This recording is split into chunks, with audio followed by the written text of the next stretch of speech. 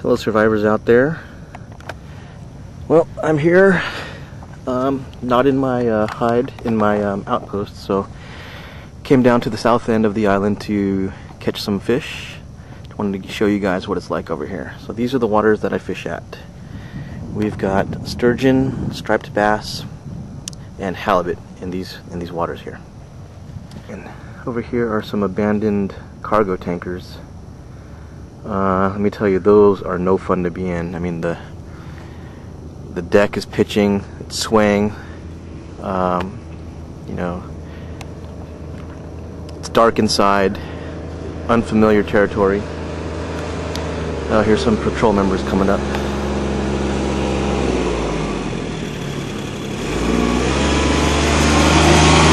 This is our shore patrol here.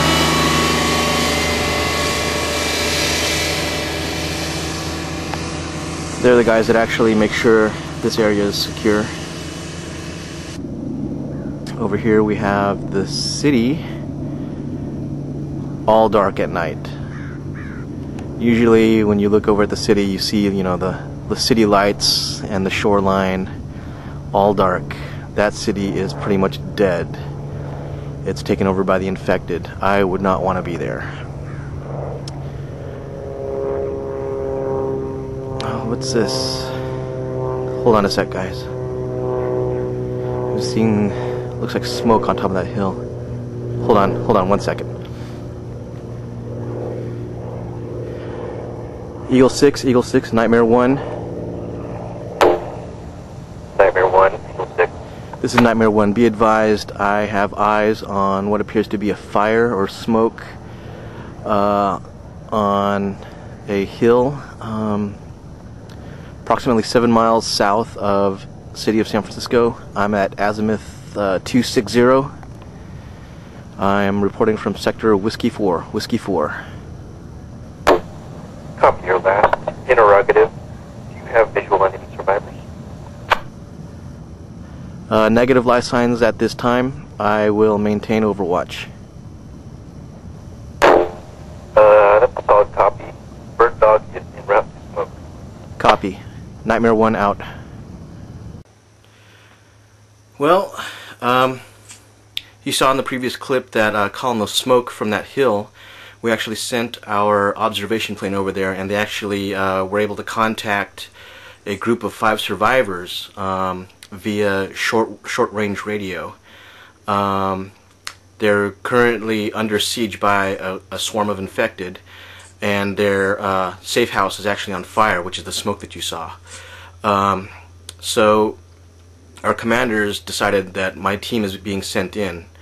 So it's going to be myself and 7 others on the actual insertion team, and 4 others that are going to be providing cover and sniper fire. The purpose of the camo cream is to make the human face look unrecognizable as a human face. So you'll notice the brow, the tip of the nose, and the chin and the lips protrude forward. They catch more light. So they're most recognized as lighter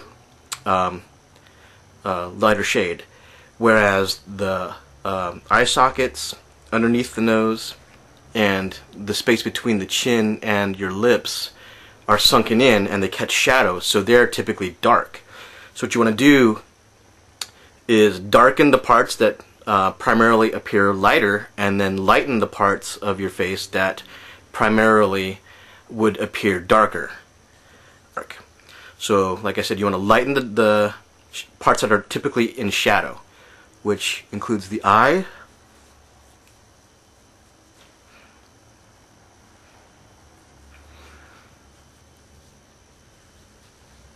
and green is basically your base coat. So you want to get it almost everywhere, and then you can cover it up later with dark. Okay, now I'm going to go to black.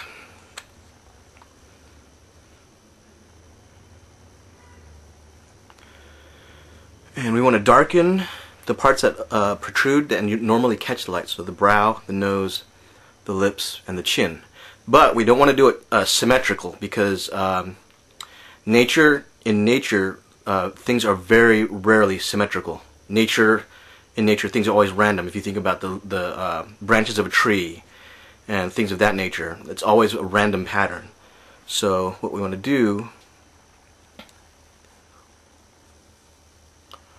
is make it kind of a random pattern.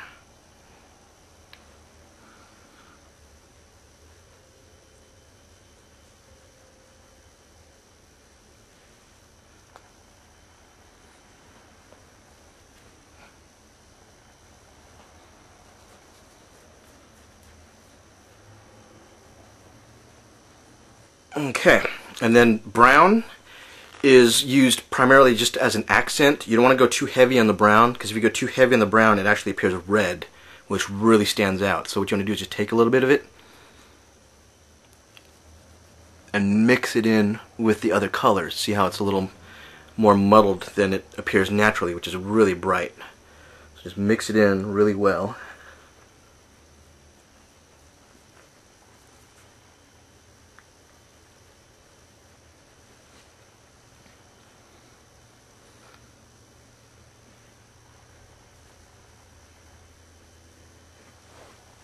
So once I got my cover on,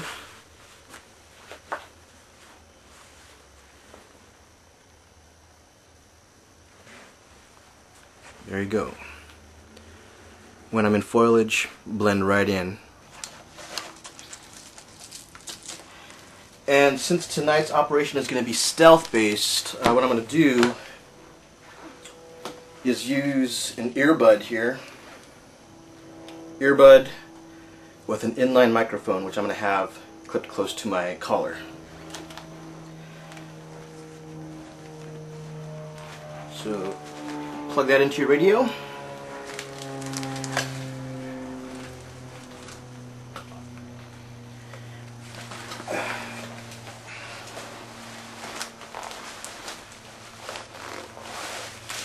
Into the vest. And then what I'm going to do is take a piece of black non-reflective tape and literally tape the earbud into my ear.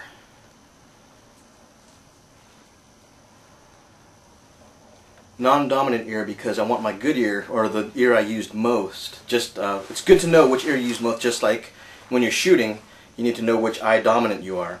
So that way I can hear any Zeds or any other survivors or my teammates within earshot. I can hear them through my good ear, and then I'll hear radio comms coming through my non-dominant ear right here. Weapons check. Sidearm.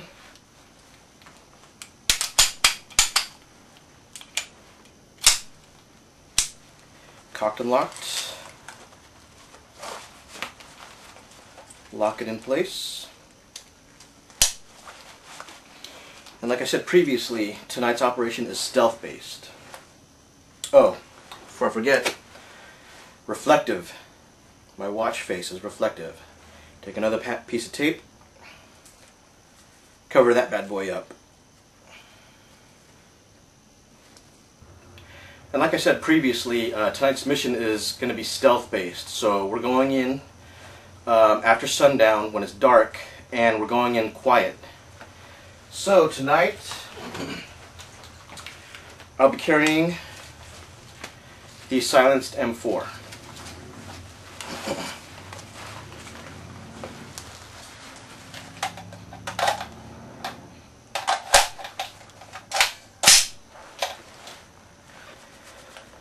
So last touch of my kit are my Nomex gloves. So there you have it. This is my tactical gear. I'm ready to go. I'm going to head down to the docks, meet my team, wait for the cover of darkness, and then we're going to head out and hopefully bring back 5 grateful and thankful survivors. It's 0430 hours. The mission was successful. We were able to rescue all 5 individuals. It was just a really hairy night. We almost didn't make it. All I gotta say is that side of the bay is really difficult to maneuver through. Just swarms and swarms of runners and shamblers alike. Just swarm after swarm.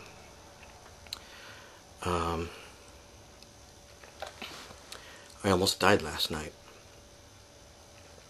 But not from infected. I almost was killed by one of the people I was attempting to rescue. These 5 individuals were holed up in 2 separate apartments. They were neighboring apartments. So myself, my battle buddy, and another pair of my team moved in to secure apartment 1, while the other half of my team secured apartment 2. Apartment 2 was being overrun by a swarm of infected people. So the other half moved in and started addressing targets.